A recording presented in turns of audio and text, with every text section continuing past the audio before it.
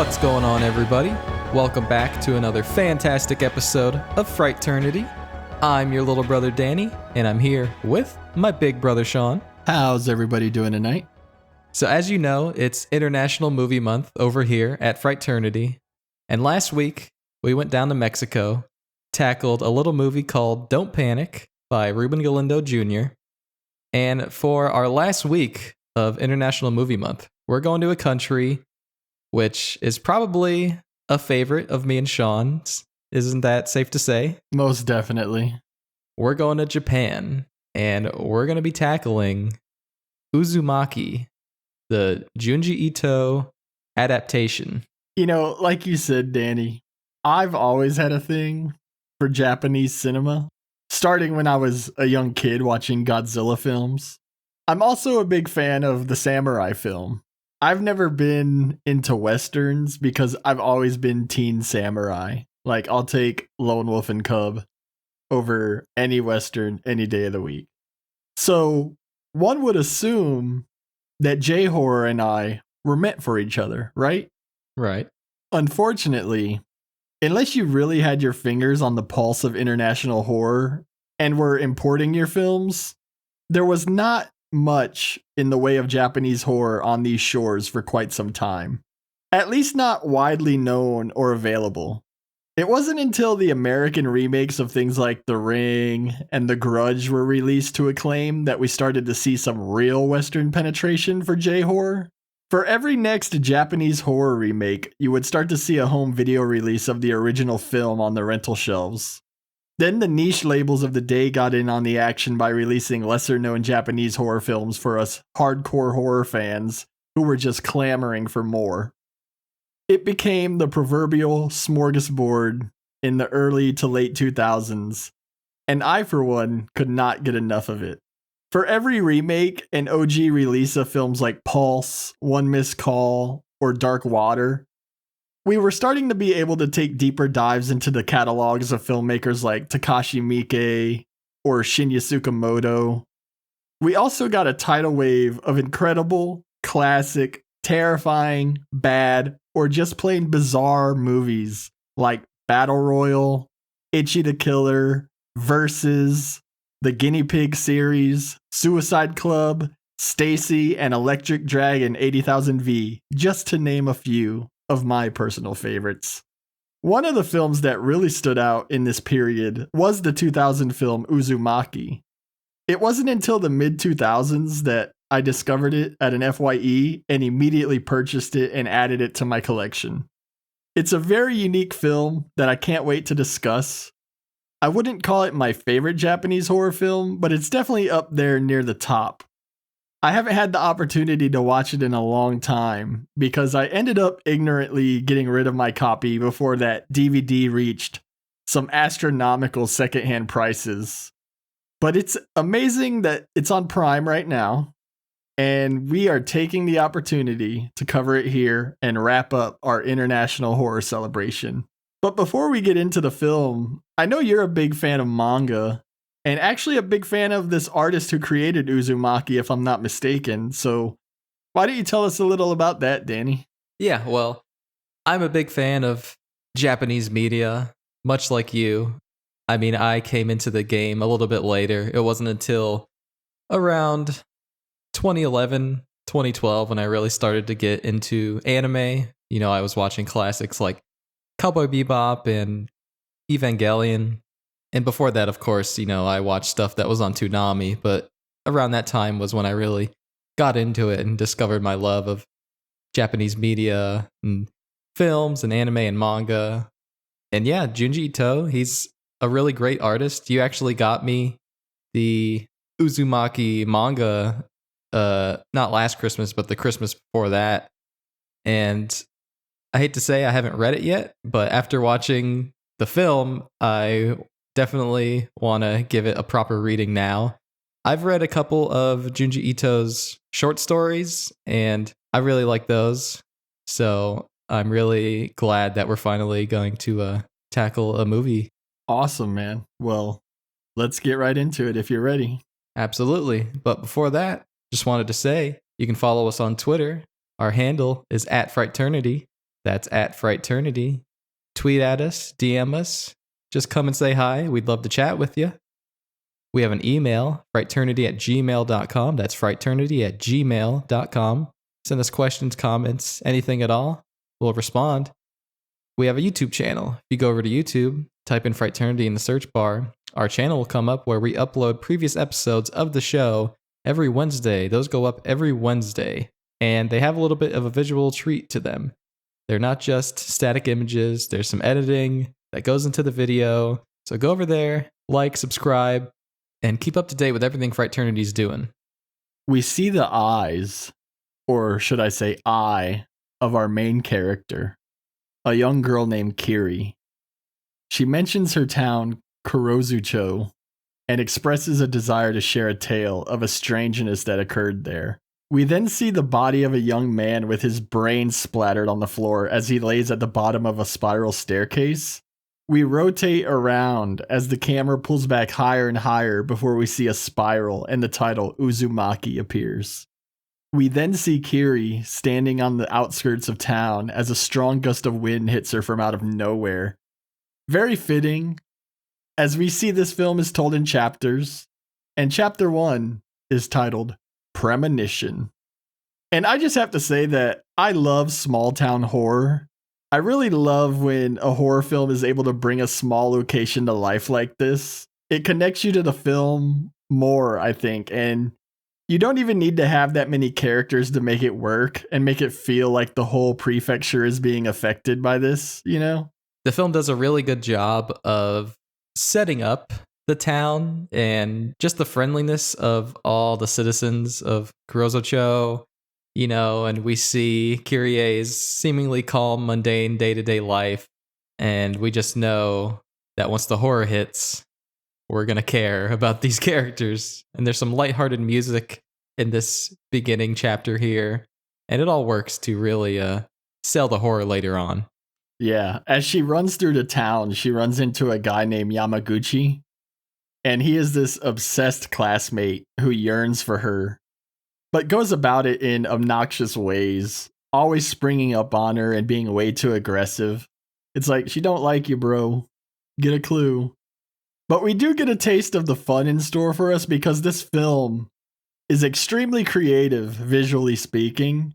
As Yamaguchi rambles, we see him sideways on the screen. He's even upside down. He's just popping up in all these different directions. Yeah, that's one of my favorite things about this film is the really unique shots and the unique editing of the scenes and how they really flow. It really adds a voice of its own.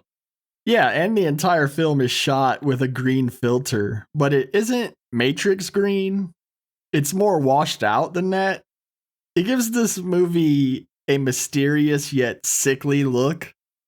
I'm not sure if this will make sense, but the best way I can describe it is it's like a gray tone green. I just really like the look of it. Yeah, it looks grimy and kind of old, you know. It looks really cool. Yeah, Kiri finally breaks away from Yamaguchi and runs off, and she ends up spotting her childhood friend, Shuichi's father, crouched in an alley with a camcorder.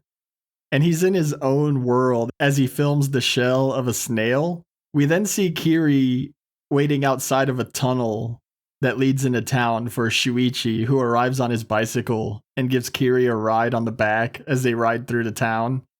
We see a cop in flip-flops who we see periodically. He doesn't do much besides yell at the kids every time he sees them because 2 people on one bike is illegal, don't you know?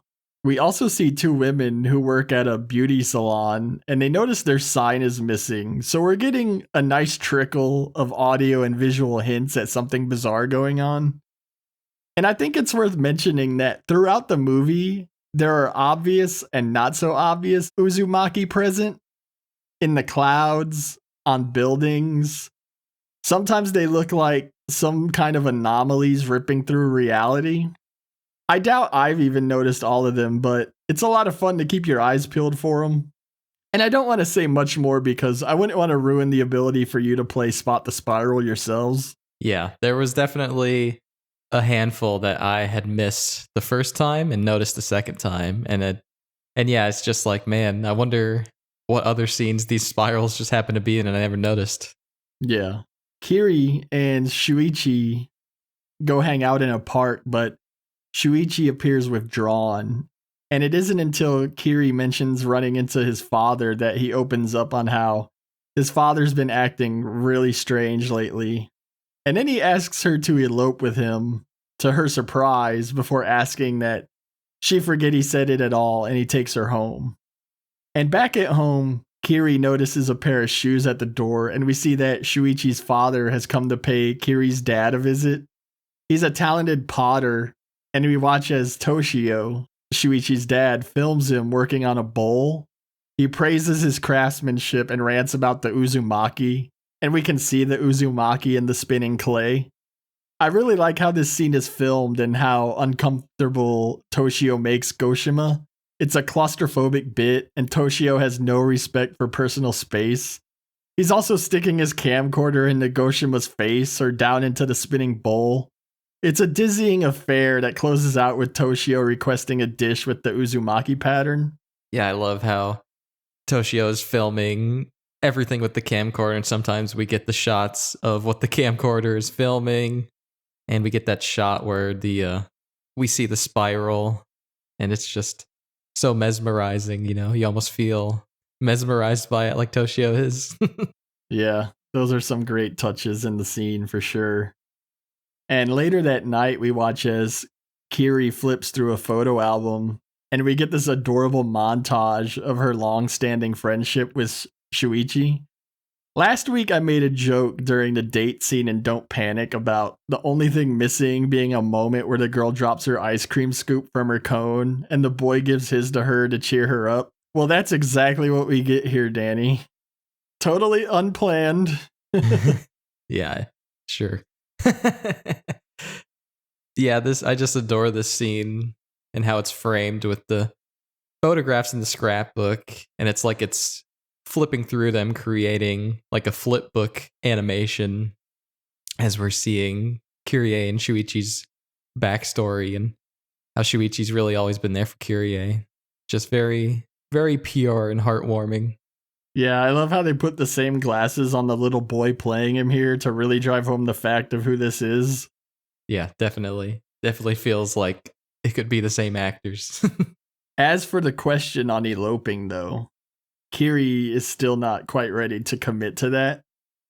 And at school the next day, we meet Kiri's closest friend. I think her name is Ishikawa. And they sidestep the obnoxious and ever persistent Yamaguchi and head upstairs. And while walking upstairs, the body of the young man comes crashing down from high above, his body just flying past him. And we see him laying at the base of the spiral staircase just like before, only this time we see that cracked cranium pouring blood, and there's already the bits of brain that are no longer in his skull laying there. Great stuff.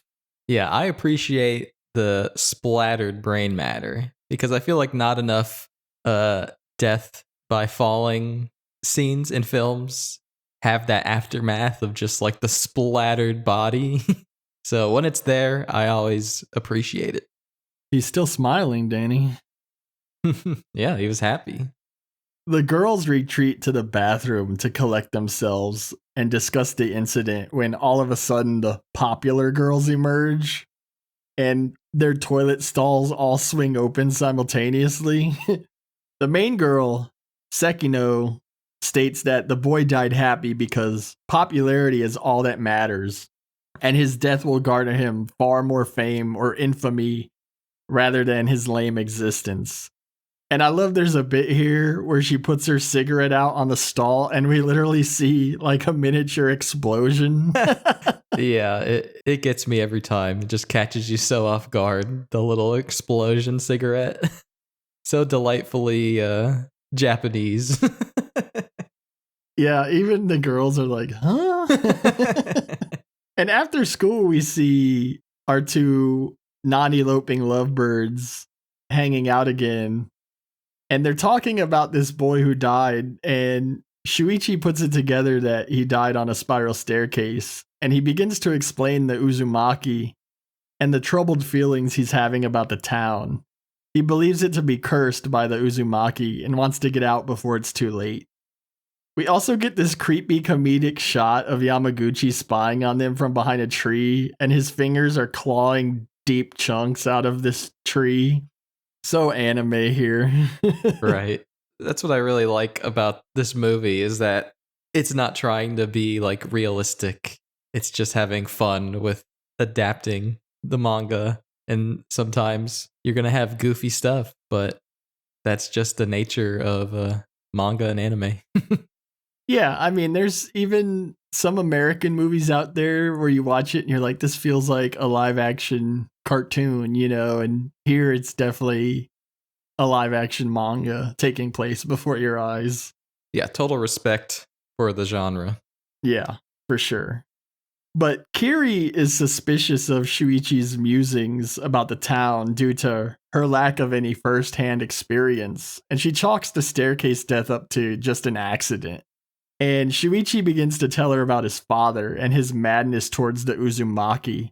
He's no longer working. He spends all day collecting anything that he can find with an Uzumaki pattern.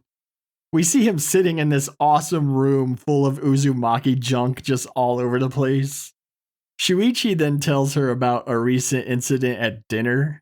We see him telling his mother that something isn't right, as we see Toshio return home with the sign that was stolen from the beauty salon. His dad is so crazy at this point that he won't even eat food without the Uzumaki. Shuichi's mother, Yuki, loads his miso soup with spiral fish cake, and Toshio just gobbles them up. And he throws a fit when he's told there's no more. But he circumvents the problem by using his chopsticks to spin the miso soup around and around until he can see the Uzumaki pattern in the liquid.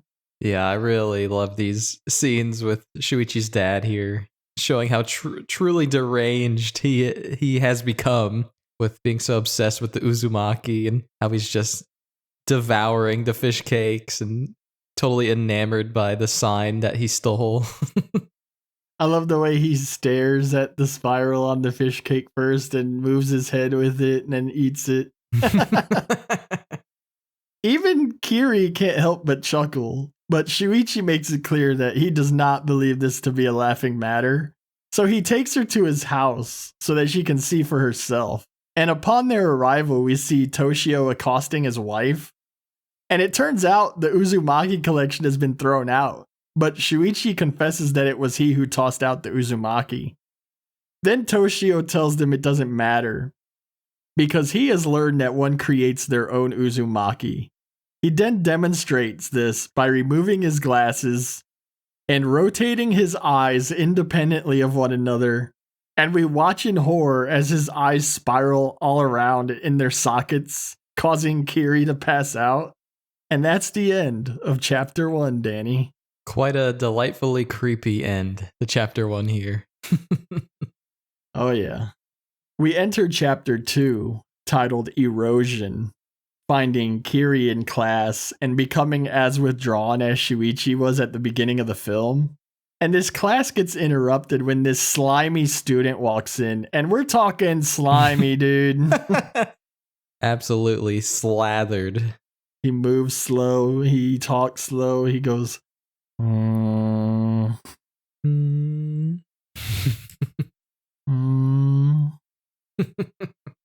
So this goop is dripping off his face while he apologizes for being late. He doesn't understand why, since he left the same time that he usually does. And he started to show up for classes only when it rains. And I just want to say, I love this actor playing the teacher who's just losing his shit with all the kids. Yeah, just totally neurotic. Yelling at all the kids, making jokes. I've seen him in a few other movies too, and he's always great in whatever he's given to do. So, the slime bucket goes to take his seat after being ridiculed by some of the other students, and he slowly makes his way to a seat before getting tripped by one of the boys. And he even falls slow. But he's falling like a tree here, and he hits the floor, and his goo splatters on the student that tripped him. So naturally, this student begins to kick the shit out of him. And while he's doing this, we see there's a snail shell growing out of his back. It's even pulsating here, Danny. Oh, nasty. Nasty body horror. Weird body horror. Yeah. And as the students and teacher focus on this fight, we do get a brief glance at Sakino as she flips her hair, and we can see her hair beginning to curl on the ends into the Uzumaki. So, more strange things are affecting more people in this town. Meanwhile, we see that Shuichi and his mother are spending their days searching for help for his father to no avail. And we get another brief scene of Yamaguchi bothering Kiri once again as she walks home in the pouring rain. He startles her with a jack in the box before she shoves him to the ground and demands that he leave her alone. He questions why she doesn't like him, and she tells him that he just isn't her type, but we know Yamaguchi isn't going to give up. We see her waiting at the tunnel, but Shuichi never arrives. And when she finally gets home, Kiri's dad asks her to take the Uzumaki platter over to Shuichi's father. And although she's timid, she does oblige. And she arrives at the empty house and searches for anyone. And when Shuichi arrives home with his mother, they hear Kiri's nearby scream, and they find her in a laundry room. We aren't shown what, but something. Evidently Toshio is dead inside that washing machine. Yeah, I really like how this scene plays out as we see Kyrie go into the house. It's like her face fades in and out. And then, yeah, we don't get to see the payoff, but instead we pan over and see Shuichi with his mom as they hear Kyrie screams. We're only left to wonder what possibly she could have seen and how horrifying it really could be, you know? It's one of those scenes where you're really left up to your imagination. But I feel like it almost aids in that way. Oh, yeah. I personally forgot that the film doesn't immediately show you what's in there. It's kind of maddening because you want to know, but it does reveal it to us in a few different ways a bit later on. So, all's well that ends well, right? Yeah. We do get the payoff later. But like I said, when you're just imagining what could possibly have gone wrong in this washing machine, you know, it's almost like nothing could live up to your expectation. So I do like how it plays out here. Yeah, agreed. We see some of the townsfolk gathered for the funeral of Toshio, and we can see they're already cremating him. There's smoke coming out of the smokestacks. And suddenly, Shuichi's mom screams and goes all Soundgarden Black Hole Sun-eyed as we see the smoke forming a spiral in the skies above them. Even after death, Shuichi's dad is still obsessed with the spiral. Oh, yeah. Shuichi's mom passes out and they rush her to the hospital as we see the smoke reach down like a cyclone, and it winds up touching down in the center of Dragonfly Pond, did they call it. Not sure what's going on there. Not sure we'll ever know. But at the hospital, we meet a reporter character who wants to investigate the strange occurrences. They show him Toshio's tapes, and he actually recorded his own death. We see him place a mirror in the washing machine before he just climbs in. And boy, is there something creepy about watching someone in the first person climbing into a washing machine. And place a mirror in there. Yeah, I guess to watch himself, right? Yeah, he wanted to see himself become the spiral.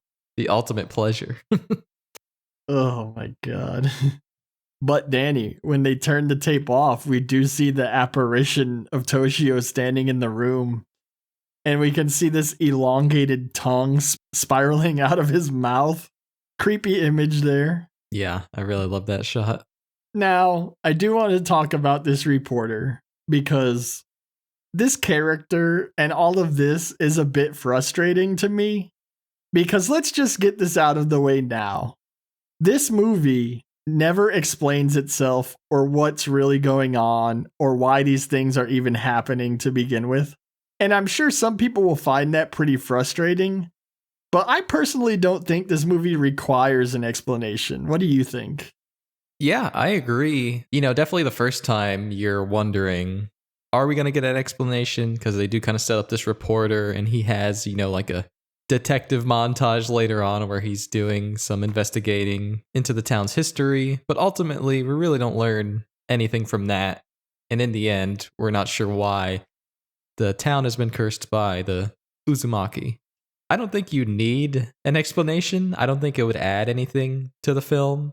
I think the film stands on its own, being this tale about a curse and having these different horror set pieces all throughout the movie. That's what I take out of it. Just really interesting and unique horror. One, I don't think they were out to tell a story, and two, I don't think it needs it anyway. Yeah, I definitely think it works how it is. But at the same time, that's why I do get frustrated with this reporter. Like, the reporter finds out information regarding serpents, mirrors, and something about ancient mirrors discovered in the middle of Dragonfly Pond. But all you really need to know is there's a curse that afflicts this town, but the affliction is intermittent. So we have no idea when the last occurrence may have been, and that's why no one is really aware of it. Yeah, the reporter scenes definitely feel like a bit of a sidetrack, and I think chapter 2 is probably the weakest of the 3 or of the 4 actually for that reason, because it does get a little sidetracked into this reporter stuff, but in the end, as a whole, I don't think it really brings the movie down. Yeah. And that's the most important thing, right? I'm just airing a grievance because I think we could have spent this time doing something else, Yeah, no, I think it's good to talk about it too. And you'll see why it's so frustrating, even though it does deliver somewhat of a payoff a little later on. But as this reporter drives Kiri home, he almost runs over her dad. And we see her dad is covered in mud and carrying buckets full of clay that he says he collected from the pond. And it's very clear that he's now affected by Uzumaki. Yeah, acting in the same creepy manner as Toshio was. And he went for clay at the Dragonfly Pond. And just all smiley and creepy.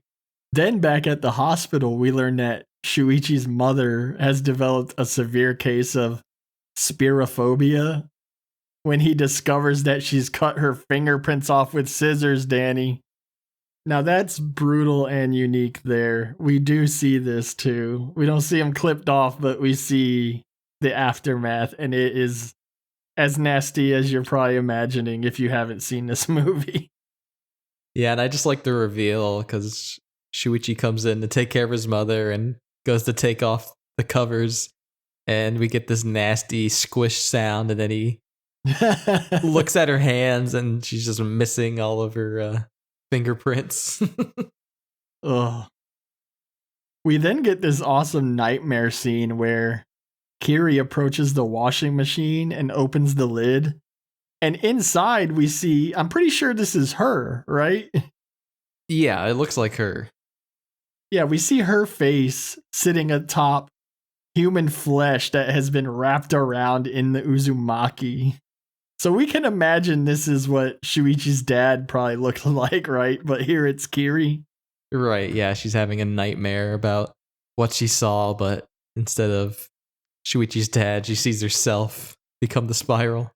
Yeah, and then this nightmare image of her opens its eyes and sticks the elongated Uzumaki tongue out, causing Kiri to wake up screaming. And she hears a pot break and goes to investigate. And she discovers her father staring into his kiln. And when she calls to him, he lashes out at her and tells her to go back to bed before staring back into the fire. And we can see the Uzumaki swirling in his eyes. Yeah, such a stark contrast because Kiri and her dad had such a wholesome relationship at the beginning of the movie, and here he is yelling at her to go to bed as he's just staring into the kiln. I guess flames do spiral from time to time, right? And this character seems to disappear at a certain point, but I do believe he goes into that kiln, if I had to guess. Back at school, things are clearly getting even weirder. We see the girls in gym class, and everyone pauses when they notice Sekino's wildly large and spiraling hair. We also see more of the boys are starting to transform into the snails. And they have a thirst for water that cannot be quenched. I think I'd rather the hair, Danny. Yeah. If I had to choose between snail and hair, I'm taking hair. Yeah, the snail seems like the most painful. It's like a slow transformation. You're thirsty all the time. You start becoming slimy. You only want to come out in the rain. Oh, man. And then it's here that we get the extended detective scene with the reporter doing all the research. After that, we see the precautions that Shuichi is going to protect his mother. He's going so far as to throw out cakes with icing globs that remotely resemble an Uzumaki pattern. They're wearing hats and gloves. But at this hospital, Shuichi receives a page and finds out the reporter wants to meet with him as soon as possible. And there's a great bit of foreshadowing here where Shuichi notices a poster on a wall that shows the Uzumaki pattern in the inner ear, and he tears it down because we can't let mom figure that one out, right? So him and Kiri go to meet the reporter, and they end up getting confronted by Yamaguchi, and he tells her that she'll never forget him as he runs out in front of the reporter's car, as luck would have it. And the reporter runs him over and then careens into a pole. And we see that Yamaguchi's body has been mangled and twisted around the left front wheel. He's wrapped around it like this gory Uzumaki. Yeah, his body's just obliterated and he's totally wrapped around the tire. Yeah, but this kill is a twofer because the reporter does die and his eyeball gets stuck in the windshield. And the cracks in the windshield make an Uzumaki pattern with his eyeball in the middle. Really great imagery. Yeah, that's a great image. And that is also why the reporter scenes are a giant waste of time, because he just dies. We then get a touching scene by Dragonfly Pond between Kiri and Shuichi as they discuss their frightening reality before we race off to Chapter 3, titled Visitation. And Chapter 3, Danny, starts out with a horrifying scene where a millipede attempts to crawl into Shuichi's mother's ear while she sleeps. Oh, I guess I should bring up that I have a personal experience with bugs crawling in ears, huh? Oh. I'll tell this story. I think you owe it to our listeners. Yeah, we love horror so much, sometimes it creeps into our personal lives. But this happened recently, last October. I remember the day because it was the day that the Sopranos movie was going to come out, The Many Saints of Newark. But also that same day was when the new Super Monkey Ball game was coming out. And I think that's just such a testament to who I am. Like, I love Sopranos, one of the darkest shows ever created, but I also love cute monkeys and balls puzzle games. But anyway, I went to sleep that night and I woke up. I heard something in my ear like crawling, and sometimes you wake up and you have like water in your ear, sometimes maybe like crust fell in your ear and it feels like that. And I was like, what is that? And like I groggily wake up and I go into the bathroom and I get a swab and I stick it in my ear. And that was a really bad idea because whatever was in my ear is now irritated that I tried to kill it or whack it with a cotton swab. So now it's mad. And if there's anything that Uzumaki got right, it was the sound it makes when the bug is crawling. It's just, I can't describe it, but hearing something crawling in your ear is just so unsettling. And to make matters worse, this bug was starting to bite. It's deep inside my ear. And so it's basically like biting on my eardrums, right? And it hurts so bad. Some of the worst pain I've ever felt. And I'm literally screaming because I'm in so much pain. And at this point, my girlfriend wakes up and she's like, oh my God, what's wrong? Like, and I don't know what to do. I'm freaking out. I think I have to go to the hospital because I think my ear is like dying or something. Like, I have no idea what's going on. I feel like I'm having a brain hemorrhage. At that point, I didn't know it was a bug. So anyway, my girlfriend had this tool that you could fill water in, and we attempt to flush it out. And thank God we got it out in one try.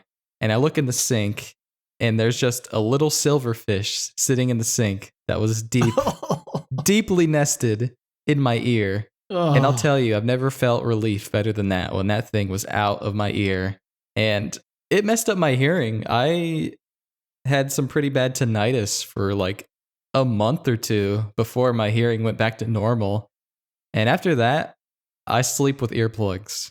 I don't sleep without earplugs anymore. Like, that experience scarred me. It was horrifying. I wouldn't wish that on anybody. That was so scary to have something in your ear and just feel helpless. Like, oh my God, what the fuck am I going to do? Like, this hurts. And like, it would just like every 10 seconds, it would bite again. And I would be like, ah, like screaming because my eardrum is getting bitten. And like, I was like, am I going to have permanent damage? Like, am I going to lose my hearing? Like, oh my God. So, you know, thank you to my girlfriend. She helped me out. She got the bug out as quickly as I think we possibly could have. So my hearing is okay as of now, but that was true horror. And this scene brought up all those memories. I don't want to sell your experience short, Danny, but it wasn't a millipede. Yeah, that's true. But Shuichi's mom at least could grab the millipede. It was so big. A silverfish is like half an inch big, if that, a quarter of an inch. But this millipede gets like halfway in her ear. I'm not even sure how that's possible. I was cringing watching this scene. Okay. I don't want to go on and on, but it brought up those bad memories.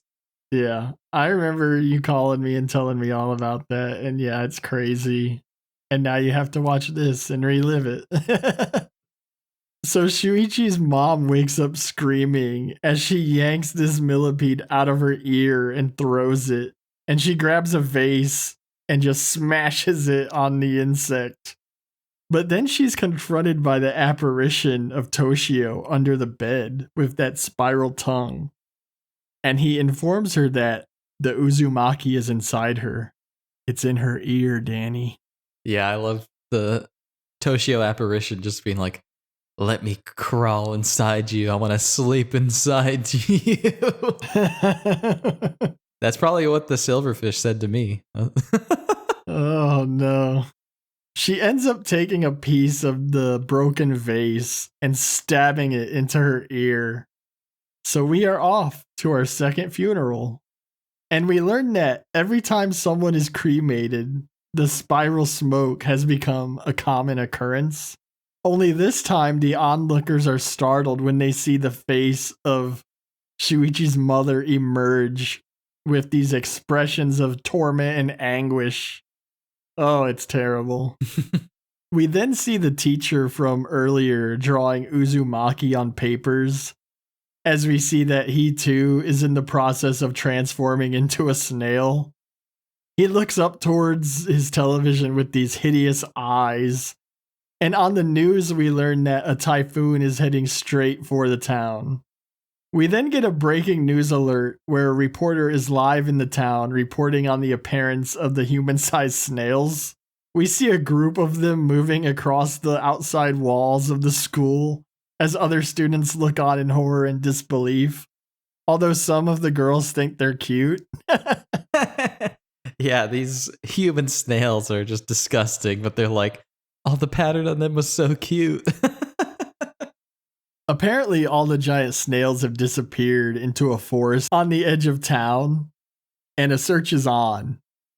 But that isn't the only strange thing happening in the town, as we see Sekino walking down the hall, and her hair is barely contained by this hall, as it's just spiraling in every direction. And she even has a whole clique of fangirls, Danny, following her, licking Uzumaki suckers. Yeah, the whole town is now pretty much obsessed with the Uzumaki at this point. I love how we transition by seeing Kiri and Shuichi turn off the TV. And Shuichi's like, this town's fucked. Now can we go? So they decide to flee, but Kiri wants to go get her dad first. We then see the reporter in her van with the crew as they attempt to leave town. We also see the sandal-wearing police officer staring down the barrel of his gun because he's found an Uzumaki pattern, Danny. So Kiri enters her father's workspace, but only finds his charm on the floor. And suddenly Shuichi collapses and informs Kiri that the Uzumaki has got him. He looks behind and we see his legs spiraling around one another. Great audio as we can hear what I guess are his bones cracking as this Uzumaki creeps higher and higher up his legs. He ends up dying in Kiri's arms before turning monstrous, and he starts crawling after her. And we get a great shot of his body elongating as he twists into what I can best describe as a human serpent. Uzumaki something. Yeah, I love when Shuichi dies and Kyrie is mourning Shuichi. But this movie ain't got no time for that, as Shuichi quickly awakens again, clearly possessed by the Uzumaki, and is like coming to the spiral. It's just so abrupt. I love it. Yeah, Kiri is cornered and screams in terror, but we fade to black before we come to chapter 4, titled Come Into the Uzumaki. And chapter 4 is extremely brief, and it really only serves as an epilogue. We get static images of the consequences that have befallen those most affected by Uzumaki. We see Sekino is dead from what looks like starvation as her hair has grown wildly around a pole. It's basically turned this pole into a tree with hairy, spiraling branches, extending way up into the sky, but leaving her trapped at the base of it, unable to move.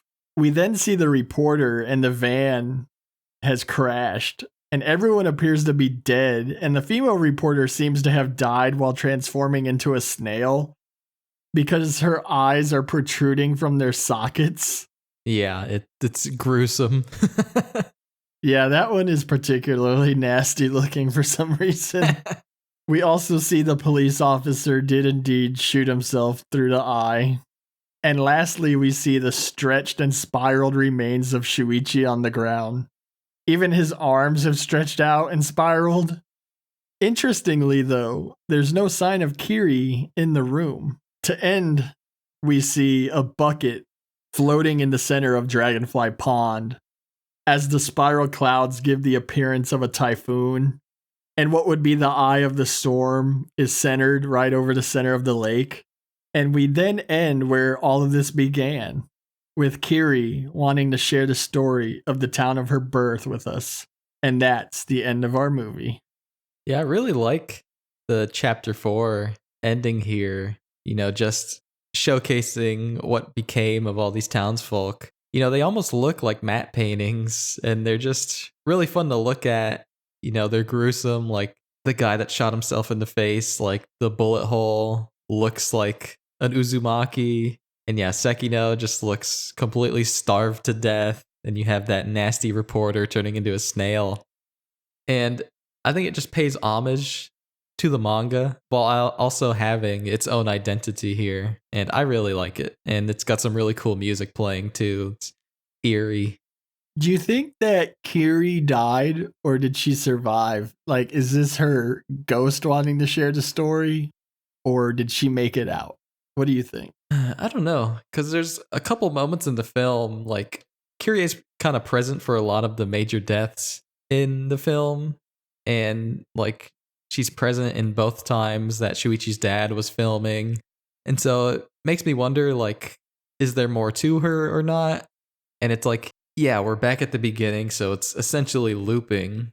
Is she telling this story again as a ghost?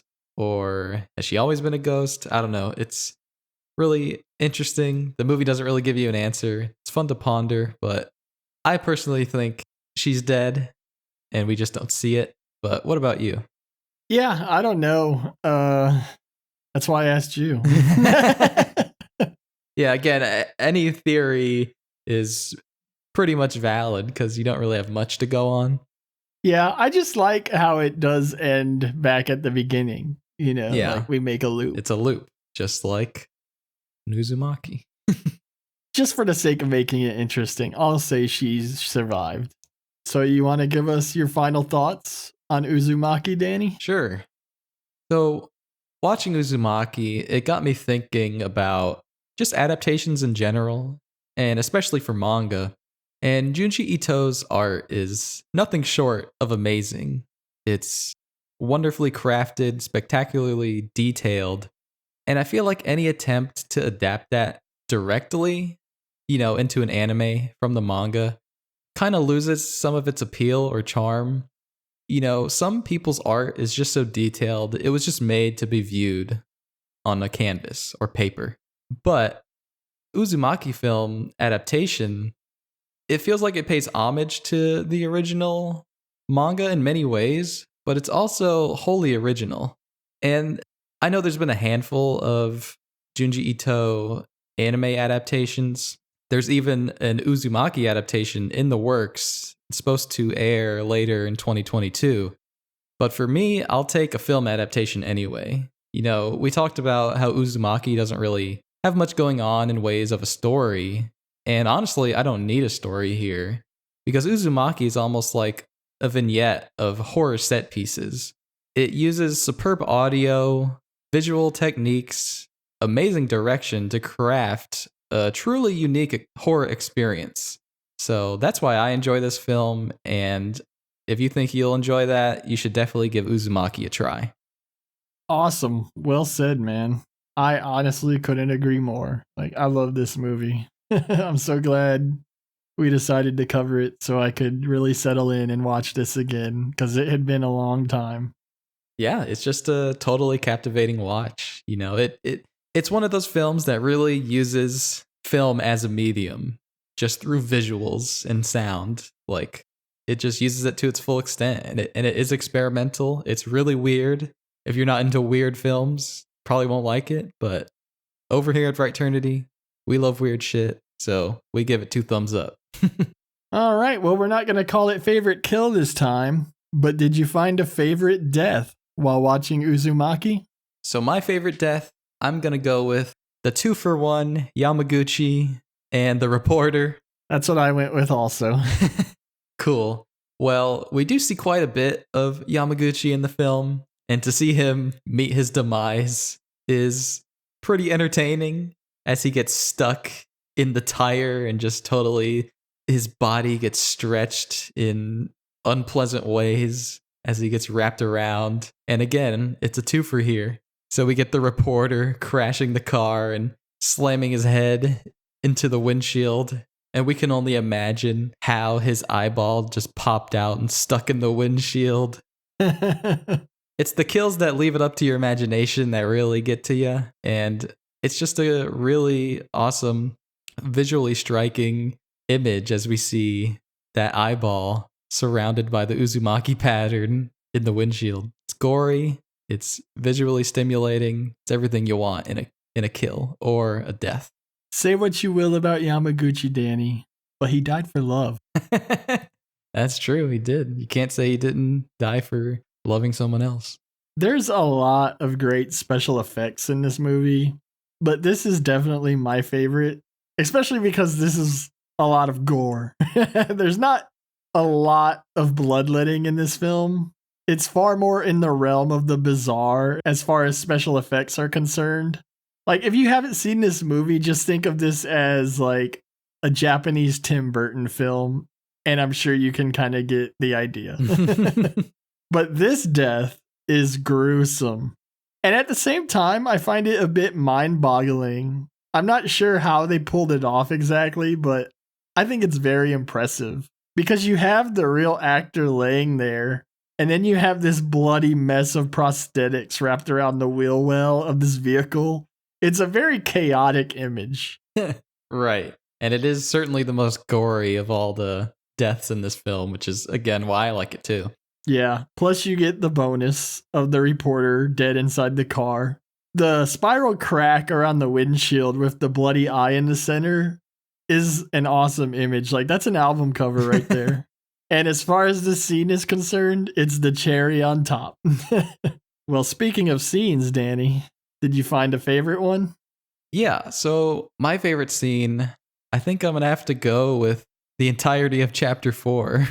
Interesting choice. Yeah, like I said, I really like that this film just ends with showing what happened to the townsfolk and the unique ways that they've all died and how the Uzumaki plays into it. And again, I think it pays homage to the original manga while also being its own thing. And it's, again, I really like this movie for the lengths that goes to create these interestingly visual deaths. And I really like the song that's playing through it. It's very creepy and it's really a nice cap off to the film. Awesome. Yeah, I can find no fault with choosing that scene. Cool. So what about you, Sean? What's your favorite scene? My favorite scene is the climax of chapter 1 when we witness Toshio creating his own Uzumaki by spinning his eyeballs around in his head. Nice. I love this movie, but I love it the most when it's still a little grounded. Like, the word grounded with Uzumaki definitely needs to be put in a certain context. But in chapter 2, people start turning into snails and shoving themselves in washing machines, okay? So it kind of goes off the rails. And I'm not saying it's not awesome. It is awesome. But I personally find that I'm most enamored with this movie through chapter 1 because it has great tension. It's got a great mystery. And it still does operate in this realm of weird as fuck, right? Yeah, totally. And another scene I really like is the tense dinner scene when Toshio gobbles up the spiral fish cake and throws a tantrum. Because I love that helplessness where it's like, what do you do when someone in your family is acting batshit crazy? Especially when they're the head of the family. And what do, you know? Right. It's been over 10 years since I last saw this film. And my memory had actually combined the dinner scene with the eye horror scene. So it came down to those two for me. And in the end, I definitely think that the eye rolling scene is really good. It's a great ending to chapter 1 and a great lead in for all of the rest of the horror we're going to see through this movie. Awesome choice. Yeah, I totally agree. There is a bit of a different feel to the first chapter as the horror is just brooding. It's just starting. So I totally understand what you mean. Like you said, this isn't bashing what happens in the later chapters at all. Like, it's all really good, but I totally understand what you mean by having that more subtle horror in the beginning as it climaxes with Toshio rotating his eyeballs. Oh, man. Well, speaking of rotating eyeballs, I think it's about time we get out of here, Danny. Yeah, we're off to make spirals of our own. But we want to thank everyone who's tuned in. Thank you for listening. Thank you if you're a new viewer. We hope you stay around, and we're going to keep bringing you horror. That's going to wrap up March, and that's going to wrap up our International Horror Celebration. We hope you enjoyed it, but trust us when we say we've got an excellent lineup with 5 weeks in April. So stay tuned, and we'll see you next time. Good night, everybody.